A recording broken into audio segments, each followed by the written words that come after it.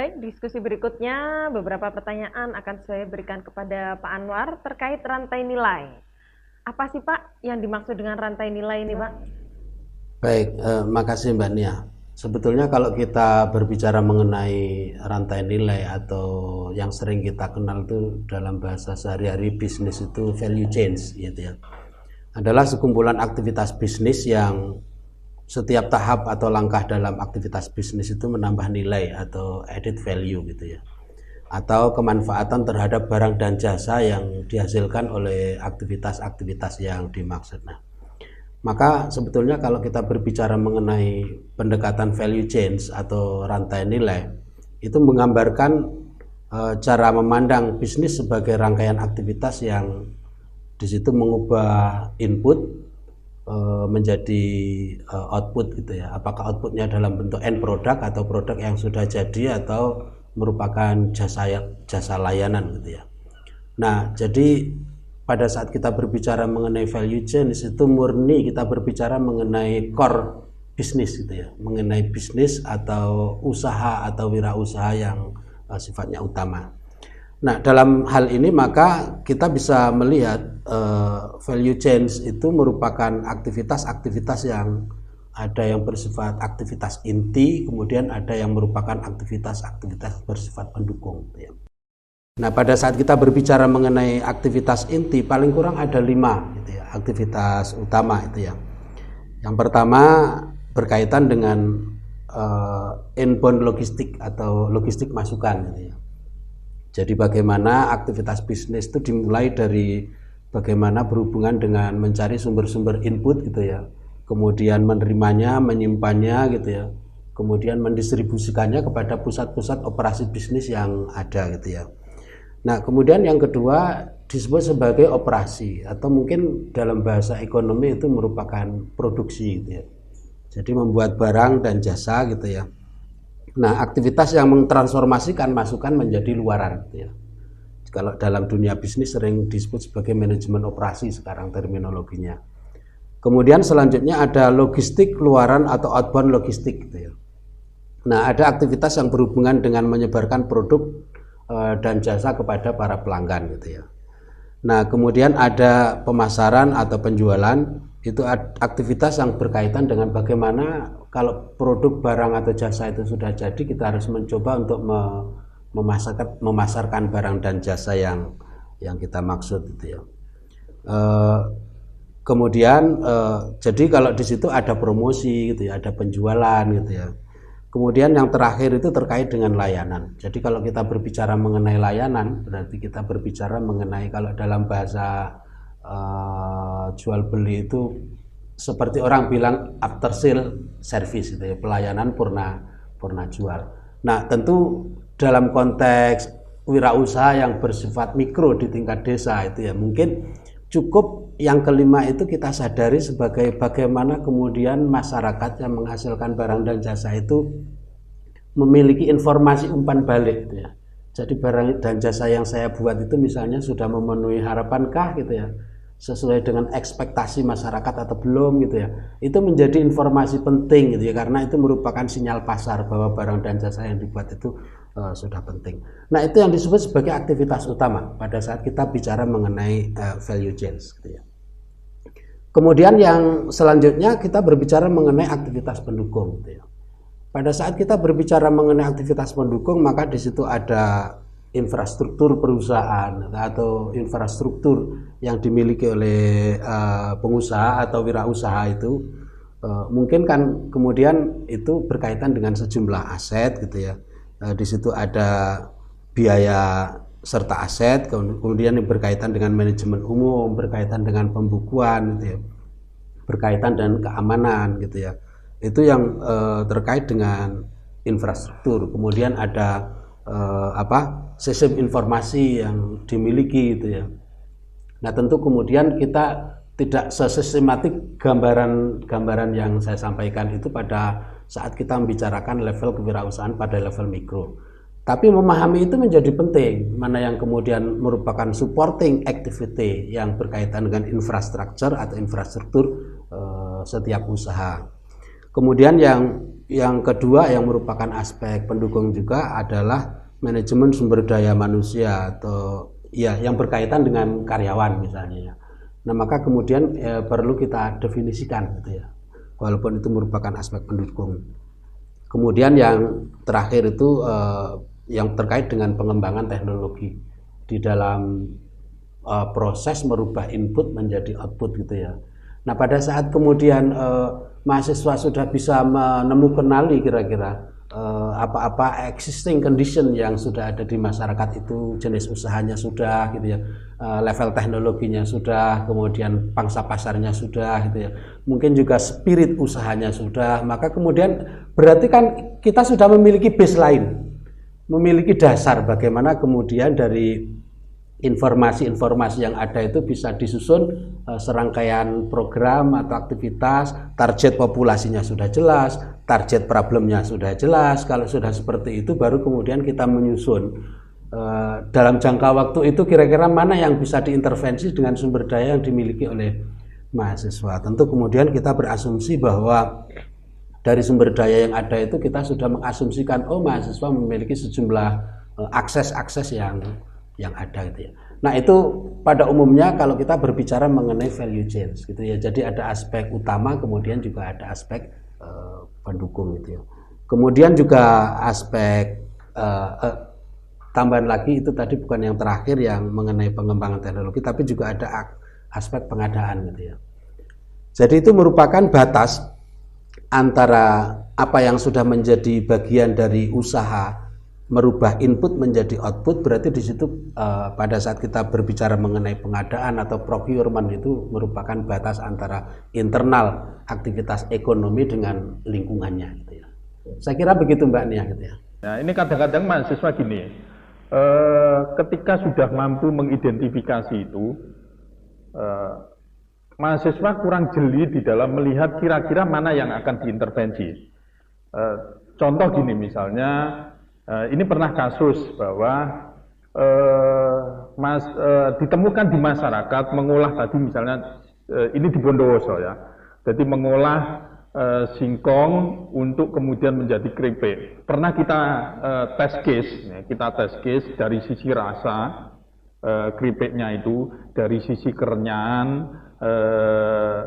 dan bahkan waktu itu kita ada tamu ya Pak Ali ya, ada tamu dari Jakarta waktu itu mengatakan bahwa ini enak ini keripiknya ini, bahkan ngalang-ngalai keripik yang ada atau yang dijual di Indomaret. Nah, tapi sebetulnya kalau mahasiswa tidak jeli, sebetulnya di tingkat input dan juga operasi ini kan sudah ada, masyarakat kan sudah menguasai. Jadi mengolah singkong menjadi keripik yang enak, yang tadi yang kita tes case itu adalah keripiknya ini enak, itu mereka sudah menguasai. Mestinya ini nggak perlu untuk kemudian diarahkan ke yang lain, tapi harus diidentifikasi faktor lainnya. Faktor lainnya adalah misalnya kalau dari identifikasi itu ditemukan persoalan bahwa selama ini keripik ini dijual di mana sih? Mengemasnya seperti apa sih? Misalnya, keripik ini hanya dikemas, diplastiki, kemudian dilem sama lilin itu ya, digesek sama lilin, dan labelnya hanya kemudian kertas, diprint, dimasukkan. Nah, mahasiswa mestinya adalah, berarti problemnya adalah bukan di operasi, bukan di input, tetapi problemnya adalah bagaimana kemudian keripik yang enak ini harusnya bisa bersaing dengan keripik yang ada di Indomaret. Maka harus diajari apa? Diajari terkait dengan mungkin programnya bisa ke pengemasan, bisa ke kemudian distribusi, bahkan bisa kemudian ke legalitas untuk bagaimana barang itu bisa masuk. Dan itu tentunya adalah hasil identifikasi dari lokal tadi itu, ketika mengidentifikasi potensi dan lain-lain, itu bisa menjadi modal bagi adik-adik mahasiswa untuk kemudian mana kira-kira yang akan diintervensi dengan sumber daya dan keterbatasan waktu tadi. Nah, itu. Sehingga jangan kemudian memaksakan bahwa ini kalau sudah menemukan operasi produksi ini kemudian harus ada ini yang harus dilakukan, dikasih rasa dan lain-lain tanpa kemudian melihat pasarnya sendiri seperti apa. Nah itu, maka kemampuan mengidentifikasi itu tadi harus menjadi modal dasar untuk melakukan intervensi tadi, terutama ketika berbicara rantai tadi. Yang kedua kadang-kadang gini, mahasiswa juga jangan kemudian memaksakan bahwa teknologi itu memang penting. Nah itu, teknologi itu memang penting, tapi harus juga disesuaikan dengan kemampuan masyarakat. Karena gini, pernah ada alat pemotong teknologi misalnya, asumsinya adalah tadi kalau kemudian keripik itu menjadi pemotongnya bisa memproduksi sekian, dipotong dengan mesin dan lain-lain. Ketika diterapkan, diuji cobakan di masyarakat, diminta seperti itu, balik lagi, saya kok malah motongnya itu lebih bisa tipis daripada menggunakan alat ini. Kalau menggunakan alat ini ketebalan keripiknya menjadi sekian, malah saya nggak yakin laku, Pak.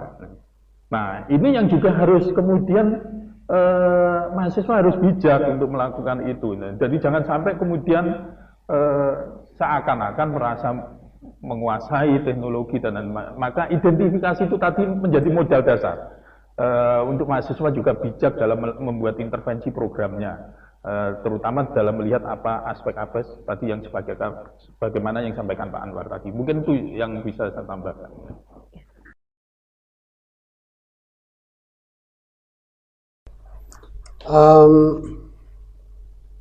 Jadi memang kalau tadi sudah kita definisikan rantai nilai itu tadi, jadi ada inbound logistik, kemudian ada proses transformasi gitu ya, kemudian ada aspek luaran gitu ya. Maka kemudian sebetulnya setiap tahap-tahap itu sebetulnya ada, kita bisa melakukan penilaian. Oh ternyata sumber dayanya melimpah gitu ya. Nah ternyata kalau sumber dayanya, taruhlah misalnya yang berkaitan dengan buah-buahan gitu ya, atau berkaitan dengan hasil bumi, tapi di situ tidak mampu bertahan lama. Maka kemudian di sini storage menjadi penting gitu kan ya. Apakah kemudian itu disimpan dalam waktu yang lama atau kemudian hasil bumi itu dirubah menjadi produk lain gitu ya. Jadi ada pasca panen gitu ya. Kemudian dirubah menjadi bentuk produk lain gitu ya. Nah, kalau itu berarti karena kan pada saat panen raya biasanya kalau itu hasil pertanian itu berlaku prinsip ekonomi. Penawaran melimpah, di situ harga turun, dan itu biasanya problem yang dihadapi oleh masyarakat pedesaan yang bekerja di sektor pertanian gitu ya.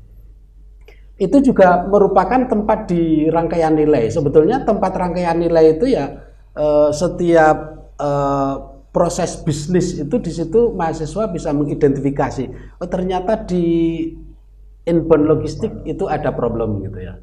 Kemudian di proses transformasi itu misalnya mengalami masalah gitu. Apakah di proses produksinya tadi Pak Hermanto sudah cerita misalnya mengenai bagaimana contoh apa tadi? Memotong singkong. Ya, memotong singkong gitu ya. Bisa juga kemudian di situ ini rasanya sudah enak sekali, tapi problemnya kalau kemudian itu masuk kepada kelompok pangsa pasar yang lebih tinggi, ini ternyata packagingnya bermasalah gitu ya. Nah, itu bisa kita identifikasi sebagai bagian dari added value juga gitu ya. Bahwa kemudian masyarakat di situ biasanya tidak peduli tentang bagaimana respon. Pokoknya kalau sudah terjual ya sudah, berarti barang saya sudah laku. Nggak pernah mereka mencoba untuk mengetahui keinginan dari pelanggan atau keinginan dari pasar. Saya pikir yang seperti tadi saya katakan itu masuk bagian dari pemasaran atau pelayanan gitu ya. Jadi after sale service gitu. Biasanya itu di usaha-usaha yang sudah sangat advance. Tapi filosofi itu menjadi sangat penting gitu ya, walaupun itu usaha mikro gitu ya. Artinya di situ pada saat barang dan jasa itu dijual, mestinya memang harus ada respon gitu ya. Masyarakat atau kelompok usaha wirausaha kecil di desa pun saya pikir empati kepada kepuasan pelanggan itu menjadi sesuatu yang sangat penting. Oh, itu satu nilai-nilai yang berkaitan dengan kewirausahaan yang manakala itu diaplikasikan terlepas dari skala aktivitas wirausahanya itu kecil atau mungkin mikro sekalipun itu ya, itu akan ada yang disebut sebagai kesetiaan pelanggan gitu ya. Wah, saya kalau makan di sini kalau tidak makan di warung itu. Kadang kan kita sering gitu ya, terutama orang-orang yang selalu melakukan perjalanan gitu ya. Kalau saya sampai di sana, soto apa yang paling enak? Itu mesti mereka sudah punya definisi gitu ya. Nah itu kita berbicara mengenai produk. Jadi kalau kita berbicara mengenai produk itu yang paling penting adalah bahwa ada added value yang di situ. Orang dengan harga tertentu mereka mendapatkan satu tingkat kepuasan yang mereka harapkan atau ekspektasi mereka itu bisa tercapai gitu ya. Nah sebetulnya kalau mau mengidentifikasi itu ya tempatnya baik di input, proses transformasi maupun di outputnya itu tetap ada Mbak Nia gitu ya. Iya, jadi sebenarnya kan kalau kita mau menganalisis bagaimana atau mengidentifikasi bagaimana terkait dengan rantai nilai itu ya. Jadi ada hal yang penting yang harus kita pikirkan. Yang pertama yaitu value tadi itu, ya. Nilai dari barang yang kita produksi, yang kita pasarkan, dan bagaimana bentuk-bentuk persaingan pasar di sekeliling kita. Ini yang penting sebenarnya, bagaimana kita menganalisis dan mengidentifikasi. Sama-sama keripik ya, kalau bahan dasarnya, bahan mentahnya itu dari kabupaten atau desa yang berbeda, ini rasanya bisa berbeda. Dan jika kita dari awal sudah mendapatkan apresiasi dari konsumen yang luar biasa, terus kita berusaha untuk menambahkan secara kuantitas produksi yang lebih besar dengan tidak mempertimbangkan bahan mentah, ini juga nanti resiko. Ya, ini nanti resiko. Pasar kita akan hilang, kita akan diserobot oleh pesaing-pesaing kita yang berusaha untuk tetap eksis dengan segala keterbatasan itu. Karena hari ini dengan di era revolusi 4.0 ini sebenarnya kan antara harga dan barang itu sudah tidak menjadi rahasia, ya. Antara harga dan barang itu sudah tidak menjadi rahasia. Konsumen itu sudah tahu, ya. Konsumen itu sudah tahu, apalagi mereka yang sudah dari kalangan menengah ke atas, ya. Dari kalangan menengah ke atas, saya kira sisi kualitas akan jadi terdepan. Harga itu nomor kesekian. Yang ini yang kadang tidak kita sadari. Kadang kita yang penting bisa menjual banyak dengan keuntungan yang menurut kita itu sudah maksimal, berbeda dengan kita mengeluarkan sedikit produksi tapi menghasilkan hasil yang lebih maksimal. Ini adalah butuh keajegan, ya, konsistensi dari para produsen yang mungkin mental kita belum sampai ke sana ini, ya. Mental kita belum sampai ke sana. Yang akhirnya apa ya? Tadi yang saya sampaikan terkait dengan SDA tadi ya, kadang para pebisnis di desa itu saling sikut-sikutan dengan produk yang sama, padahal bahan mentahnya bisa berbeda dan kualitasnya juga bisa berbeda. Yang bahan dasarnya bagus, kualitas bagus, ini bisa bergeser akhirnya. Karena apa? Karena kurangnya ada pemahaman tadi. Ini. Jadi pentingnya penyampaian kompetensi terkait dengan rantai nilai kepada masyarakat di situ sebenarnya yang harus dilakukan. Ini.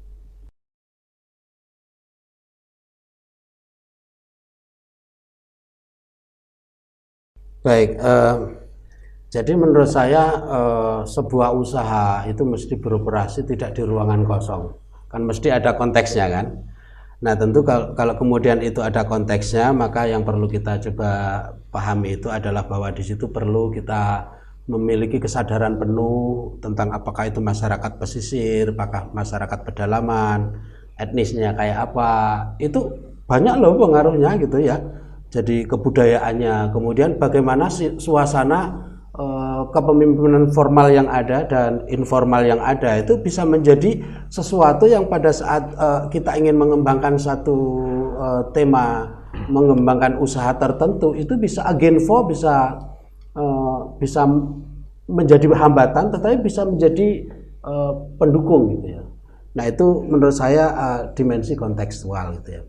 Kemudian yang kedua menurut saya juga penting kita bicarakan dimensi akses itu ya. Jadi di situ terutama yang berkaitan dengan akses pengetahuan gitu ya, pengetahuan dari masyarakat gitu ya. Kemudian akses teknologi gitu ya. Tentu kemudian masyarakat itu akan selalu mengikuti dinamika yang ada di sekelilingnya gitu ya. Kemudian di situ juga akses aspek modal gitu ya, akses modal gitu ya, kemudian juga akses pemasaran gitu ya. Nah, kemudian yang terakhir yang berkaitan dengan selain mengidentifikasi sumber daya alam dan sumber daya manusia yang ada, itu juga berkaitan dengan aspek atau dimensi infrastruktur gitu ya. Di situ kita perlu secara kontekstual mengetahui bagaimana kira-kira moda transportasi gitu ya, akses jalannya seperti apa, kemudian juga akses telekomunikasi gitu ya. Mungkin pada tataran tertentu kita memandang bahwa pada saat mahasiswa sudah ada di situ, ternyata digital literasinya masyarakat di situ sudah sangat tinggi sekali gitu ya misalnya. Kemudian di situ sama sekali nggak ada kawasan-kawasan yang blank spot. Nah, itu kan berarti kita sudah bisa melakukan lompatan-lompatan, misalnya mencoba menggagas pemasaran yang bersifat elektronik gitu ya. Jadi di situ sudah ke era yang lebih tinggi lagi gitu ya. Nah, sesuai dengan prediksi yang ada, memang arah dari dinamika yang ada ke sana gitu ya. Nanti outlet-outlet besar itu akan berguguran dengan adanya electronic commerce gitu ya. Nah, itu yang saya pikir perlu satu antisipasi bagaimana kemudian mencoba untuk memberikan guidance gitu ya, atau mencoba untuk secara lebih awal gitu ya mengajak ke masyarakat secara masif gitu, bahwa kemudian ini loh, dunia itu sebetulnya secara global sudah berubah ke arah itu gitu ya. Nah, pada saat itu kalau saya berbicara anak-anak saya sekarang lebih sering belanjanya itu online gitu ya. Itu memang eranya anak muda gitu ya. Nah, tentu harapan kita bahwa kalau sekarang ada istilah learning from the future gitu ya. Jadi belajar dari masa depan gitu ya. Nah, kecenderungan seperti itu yang saya kira kemudian berkaitan dengan perkembangan teknologi itu perlu menjadi satu opportunity atau peluang gitu ya. Walaupun sekarang belum nampak kayaknya kalau di tingkat pedesaan ya, tetapi pada saat kemudian era pengembangan kewirausahaan itu kemudian produk-produk itu sangat bersifat unik dan itu pasarnya bisa bersifat global, saya pikir kemudian pemasaran seperti itu menjadi penting. Karena ada loh ya, walaupun di situ kita berbicara mengenai usaha mikro gitu ya, tapi karena di situ memiliki kalau kita bicara pemasaran itu sebetulnya ada dua pendekatan utama. Yang pertama adalah market base gitu ya, berpandangan bahwa barang yang kualitasnya bagus kemudian harganya murah itu akan menguasai pasar itu biasanya di situ prinsipnya cost leadership gitu ya. Tapi kemudian kalau kita berbicara mengenai barang yang sangat unik atau basisnya itu adalah resource base gitu ya, itu orang-orang pasarnya itu pasar-pasar yang sangat unik dan di situ merupakan ceruk pasar yang sangat khas. Saya pernah ya berbicara kepada tour guide gitu ya, kepada orang-orang yang kemudian mengunjungi di Alas Purwo atau di daerah mana yang ada penyunya itu, pantai mana itu kalau naik itu 4-wheel drive, itu orangnya sudah sepuh-sepuh, orang dari Eropa itu naik 4-wheel drive sambil berdiri gitu ya, itu bisa komentar, saya kalau jalan ini di aspal tidak akan kesini lagi. Itu kan kebutuhan orang-orang yang ceruk pasarnya khusus. Nah, itu yang resource base gitu ya. Kalau kita definisikan seperti itu, barangkali pangsa pasarnya walaupun skalanya mikro, tetapi kalau barangnya unik, itu pasarnya bisa sangat global sekali.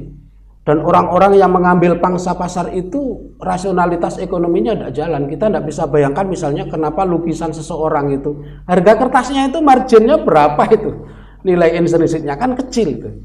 Tapi kalau punya barang itu waduh. Nah, mencoba untuk memiliki gambaran bagaimana dinamika yang ada ke depan seperti apa gitu ya.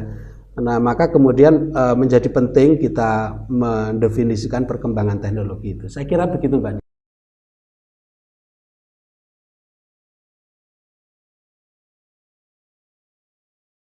Nah, begini Mbak Nia. Jadi setelah kita selesai mencoba untuk memetakan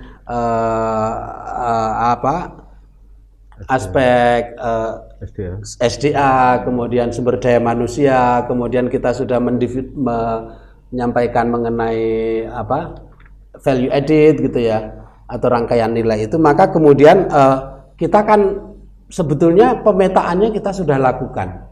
Maka pada saat pemetaan itu sudah kita lakukan, ada potensi-potensi unggulan yang mungkin bisa menjadi nominasi dari program yang bisa disusun oleh adik-adik mahasiswa KKN. Nah, pada saat kemudian itu mau dirancang menjadi sebuah program, hendaknya dipilih berdasarkan misalnya memilih kalau bentuk intervensi programnya itu seperti ini, apakah itu merupakan daya ungkit yang paling signifikan yang bisa melakukan sebuah proses perubahan.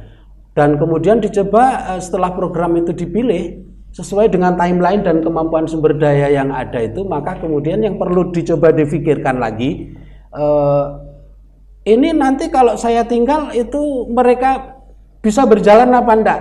Nah, kemudian perlu dicoba difikirkan exit strateginya, bagaimana mereka sebelum meninggalkan itu, sehingga nanti apa yang dilakukan oleh adik-adik mahasiswa KKN kewirausahaan itu bukan merupakan bagian dari peninggalan sejarah gitu ya. Oh, dulu pernah mahasiswa itu melakukan ini. Lah sekarang, oh itu dulu. Nah, sekarang artinya berarti kan belum ada transformasi. Transformasi pengetahuan, transformasi kecakapan, kemudian transformasi teknologi. Bagaimana mereka used to menjadi terbiasa terhadap setiap proses inovasi yang sudah dilakukan itu tadi, maka itu perlu difikirkan secara lebih mendalam, sehingga oleh karena itu pada saat itu sudah bisa dirumuskan, tentu sesuai dengan timeline yang ada itu, ada program-program unggulan yang kemudian bisa disusun di dalam kanvas yang bisa dilakukan bentuk intervensinya selama waktu yang sudah ada itu. Nah, seperti contoh yang ada di sini, saya kira nah ini ada prioritas aktivitas-aktivitas yang kita mungkin bisa coba lihat gitu ya. Nah, artinya apa? Bahwa pemetaan sumber daya alam, sumber daya manusia gitu ya, dan faktor-faktor pendukung tadi itu menjadi bagian penting yang pada dasarnya mahasiswa kemudian bisa melakukan penominasian yang terkait dengan beberapa program-program unggulan itu, baru kemudian itu dijadikan prioritas itu ya. Nah, tentu sudah mempertimbangkan serangkaian analisis yang tadi sejak awal kita diskusikan, mulai dari etnografi dan terakhir mengenai rangkaian nilai atau added value. Saya kira begitu. Tapi kalau kemudian mau ditambah lagi misalnya ya, kewirausahaan itu terutama berkaitan dengan kebijakan Mas Menteri itu mengenai MBKM gitu ya. Kemudian KKN tematik kewirausahaan itu kemudian di desa ditambah dengan program lain dalam jangka waktu tertentu. Saya pikir kemudian di situ akan ada peluang bahwa proses akselerasi atau percepatan bagaimana kita menumbuhkan entrepreneurship di tingkat desa itu bisa menjadi lebih cepat gitu harapannya. Tetapi kemudian memang di situ bagian yang membidangi masalah KKN dan proses pembelajaran itu harus mendesain aktivitas itu sedemikian rupa sehingga kemudian bisa menjadi satu aktivitas satu semester. Kalau itu bisa dilakukan, saya pikir entrepreneurship di tingkat pedesaan akan bisa optimum. Saya kira begitu, Mbak Nia. Jadi jika bisa mengidentifikasi rantai nilai ini, mahasiswa diharapkan bisa berkonsentrasi di satu bidang. Hal ini akan memberikan pengaruh yang besar ya Pak untuk proses tambahnya ilmu dan keterampilan dari sasaran ini bisa maksimal, sehingga nilai tambah dari proses kewirausahaan ini dapat dirasakan. Mungkin begitu ya Pak? Iya, saya kira seperti itu. Baik, demikian diskusi kita hari ini tentang kuliah kerja nyata tematik kewirausahaan. Jika mahasiswa bisa mengidentifikasi rantai nilai, mahasiswa diharapkan dapat berkonsentrasi di satu bidang. Hal ini memberikan pengaruh yang sangat besar dalam proses tambahnya ilmu dan keterampilan, sehingga nilai tambah dari proses kewirausahaan dapat dirasakan. KKN adalah sebuah proses mengaplikasikan ilmu yang didapatkan di kampus, sehingga mahasiswa harus bisa memaksimalkan sumber daya manusia, sumber daya alam, dan sumber daya sosiokultural.